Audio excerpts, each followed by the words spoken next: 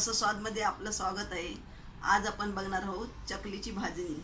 त्यासाठी लागणारे साहित्य बघूया। हे 600 ग्राम तांदूळ घेतले आहेत, हे धुवून चांगले सुकून घेतले।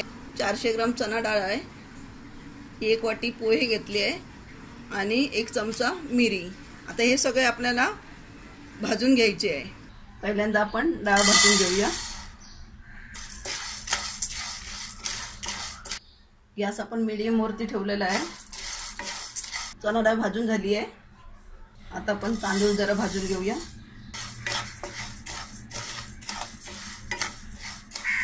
तांदूळ आपले भाजून झाले, मी 4-5 मिनिटं चांगली परतून घेतलेली आहे।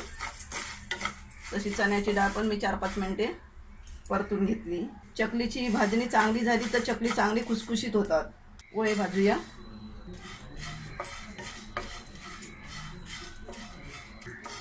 पोहे चांगले भाजून झाले आहे, 2 ते 3 मिनिटं आपण परतलेली आहे।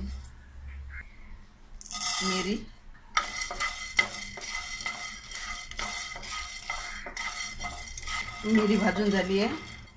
मिरी घातली चकलीमध्ये की चकलीला टेस्ट चांगली येते। काढून घेऊया।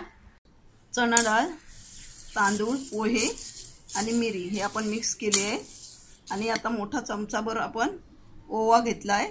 तो ओवा भाजलेला नाही आहे, कच्चाच आहे, तो आतमध्ये मिक्स करूया।